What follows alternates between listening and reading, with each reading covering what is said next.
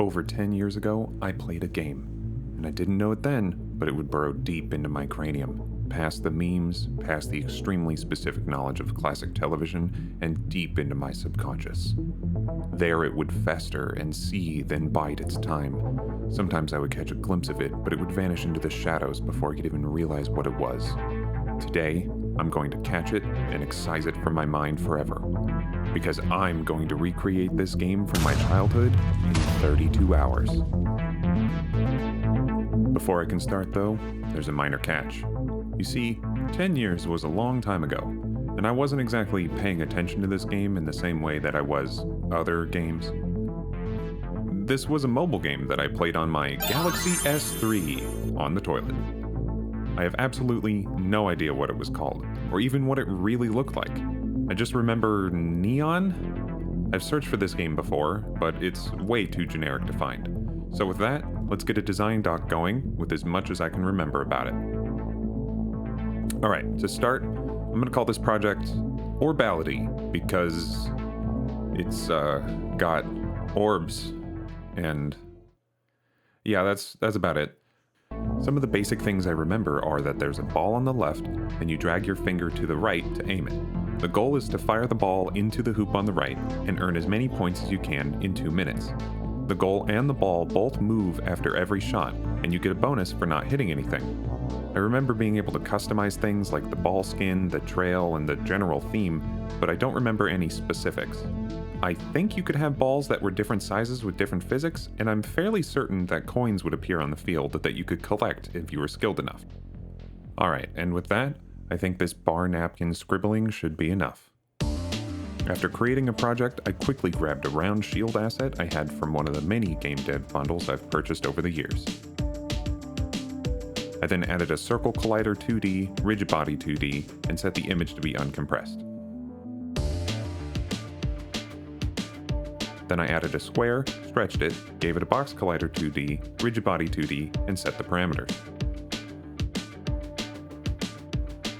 Next I made a script, titled it Player Controller, and this will handle all our interactions with the ball. With the help of GitHub Copilot, I speedily made a few fields to store some basic things like the speed, power, and direction of the intended shot, as well as a reference to the rigid body and starting position of the ball. In the update method, I checked to see if the player was holding the mouse down, but then I thought that perhaps I should be using a raycast instead because some guy online said it would work. I spent a good 20 minutes on this, and in the end, it didn't work even a little bit.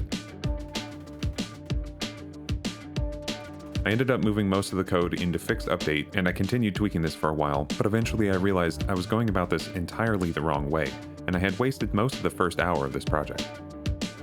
I remade the script, and this time I used on-mouse drag, which worked flawlessly. I then added 2 private vector 2s that store the starting position and the mouse position, the latter of which only updates when dragging the mouse after clicking on the ball. A little rigid body sleep, a simple awaken on click with an apply velocity on release, and I had this.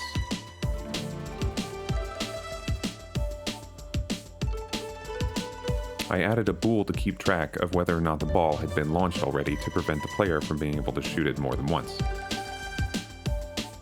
At the end of the first hour, things were looking pretty good. Progress was fast and visually easy to see. That checks off the basic ball throwing aspect of the game. Next up, prediction trails. For that, I created a script called the Physics Simulator, which loops through the scene at startup and copies all colliders into a second, invisible scene. Then when the player grabs the ball, it iterates the physics scene with a for-i loop, plots where the ball would be, and stores it to a line renderer. After the simulation, the simulated ball, hereby called SimBall, is reset for the next simulation. I ran into some weirdness, but I was able to smooth it out, and this was the result.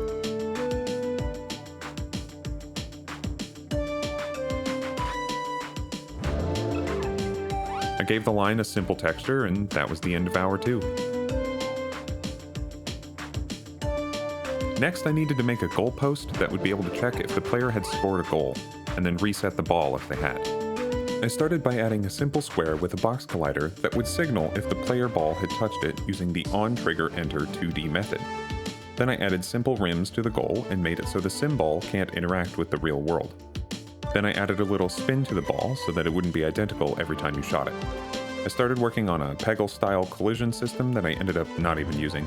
All it did was turn off the collision of any collider that the ball touched and then turn it back on when the level was reset.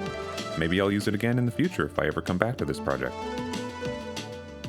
We're a little over 6 hours into this project now, and I think it's time to start on the UI. For that, I needed a game manager to track the score. I made a simple one with a Canvas and Text Mesh Pro UI components. And just like that, I have a UI. I added a timeout system to prevent the ball from getting stuck, as well as a death plane that prevents the ball from falling forever, just off camera. The goal script was edited to move the goal every time the player earns a point, and later, the ball was set to do the same. Here you can see that I was testing out the peg randomization as well. Something else a game needs is a main menu. I went ahead and made a new scene and threw down some buttons with a simple script to load the scenes. Then I added this rotator thingy that just spins the rectangle and causes havoc on the field. But sometimes you need to stop playing a game for a minute to walk your dog or eat spaghetti or whatever humans do, so I implemented a simple pause screen. Some of you may have seen that I played Peglin recently, and in that game, it also has a little guide laser.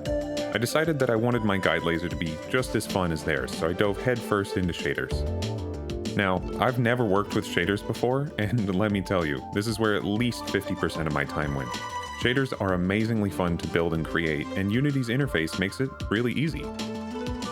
Then, in the middle of the night, it struck me. I had an idea for how to improve the guide laser. I ran to my computer in the dead of the night, and I added color and a size curve to the line renderer. The results speak for themselves. The next day, I started to work on another shader. This time, a special effect on the ball that would only appear if the player had a streak of sinking balls. All said and done, I spent about 3 hours on this shader, and I would end up spending around 6 in total. Major waste of time. During this time, I also added a particle emitter for a basic fire effect that I would later scrap and use visual effects graphs for, which also ended up wasting a lot of time. Are you noticing a theme yet? The next hour I spent making a combo system that keeps track of the player's consecutive successful shots, and multiplies the score earned per shot by this combo. Better be quick though, or the combo ends after 5 seconds.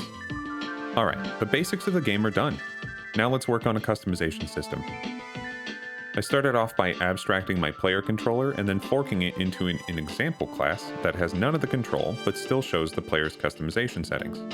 Then I added some buttons, text elements, and a panel to create a simple customization UI.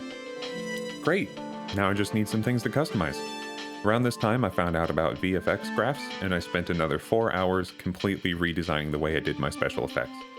During this time I also created some alternate guideline textures as well as alternate ball effects and particle types. After that, I spent some time adding polish to the main game loop with some pop-up text effects and a background shader. Finally, made some new ball textures and some textures for the collidable objects. And without any more delay, here it is, the game from my childhood that tortured me for years, or something like it.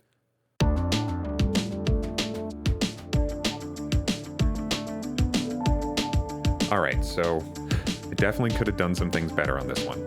I spent about 10 hours in total just on the shaders, particle effects, and VFX graphs. Because of that, I ended up not putting any sound into this project at all. I originally wanted to have 3 different time attack modes and an endless mode where you had to keep a timer going for as long as possible, with each shot adding some more time to the clock. All in all, I think I did pretty well for such a short amount of time spent on the project though. What do you guys think? If you want, you can play Orbality in your browser by going to my itch.io page or following the link in the description. And as always, all of this is only possible because of my lovely patrons and channel members. Without you guys, I would have had to go back to doing projects on Fiverr for other YouTubers. Thank you guys very much for watching, and I'll see you in the next video.